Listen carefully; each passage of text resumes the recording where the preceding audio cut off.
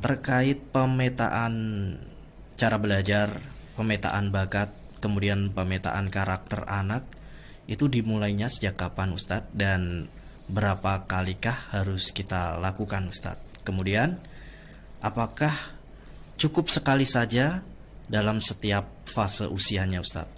Atau dalam fase tersebut kita lakukan talent mapping berulang-ulang Ustadz? Silakan Ustadz. Tip ya. Jadi sejatinya berdasarkan pengalaman yang ada, kapan kita mulai pemetaan karakter pada anak. Jadi nanti kita akan mengetahui sejauh mana pertumbuhan karakter keimanan, karakter belajar, karakter bakat, dan termasuk karakter gendernya.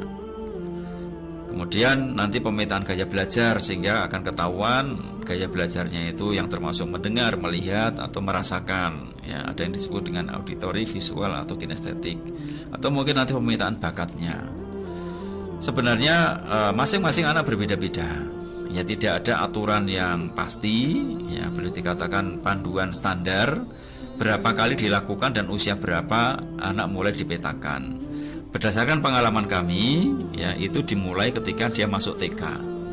Walaupun mungkin di awal-awal hasilnya tidak setajam ketika dilakukan kepada anak usianya yang sudah menjelang balik, beda. Jadi pemetaan yang dilakukan anak TK terhadap anak TK dengan yang sudah kelas 6 SD itu ya hasilnya itu lebih tajam dilakukan kepada anak yang kelas 6 SD. Namun demikian ya tidak mengapa kita melakukan ketika mereka masih TK. Tujuannya apa kita melakukan pemetaan itu?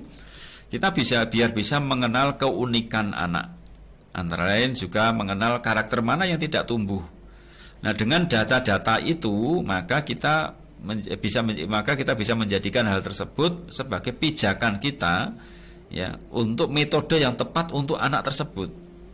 Ya.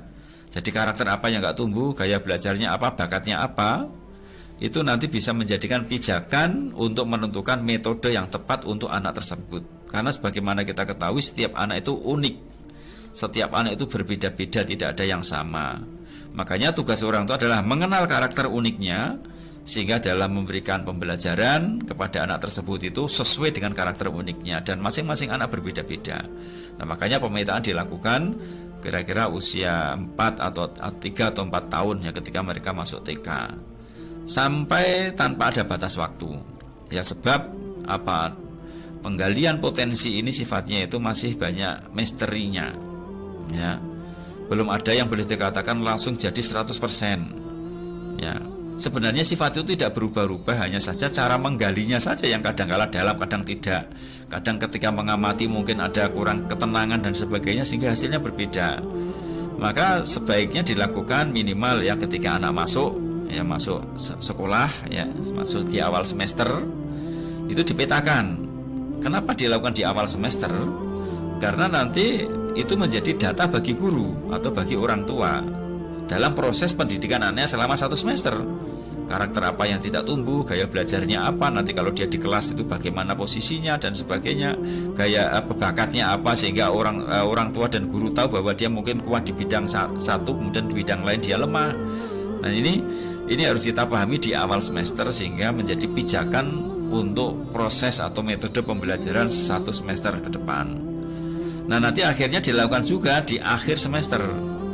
Di akhir semester kita lakukan lagi pemetaan ulang ya, apakah ternyata terjadi perubahan atau mungkin tidak. Data itu tetap kita masukkan. Insya Allah ta'ala minimal walaupun hasilnya tidak 100% tepat, tapi paling tidak kita sudah mengetahui keunikan anak kita.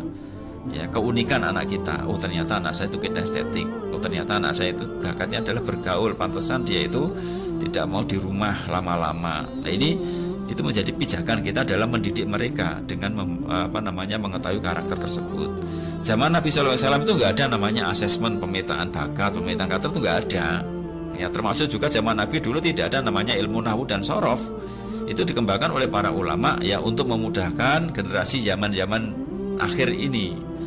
Termasuk juga untuk mengenal karakter. Itu beda kalau Rasulullah dulu mengenal karakter dengan langsung berinteraksi, mengamati tanpa menggunakan banyak menggunakan alat, nggak menggunakan alat, tapi kita kelemahan ya, hanya menggali karakter hanya dengan berinteraksi. Karena apa? Karena kita sudah beda ya, kualitas kehidupan kita dibandingkan dengan Nabi Sallallahu Alaihi Wasallam itu jauh berbeda.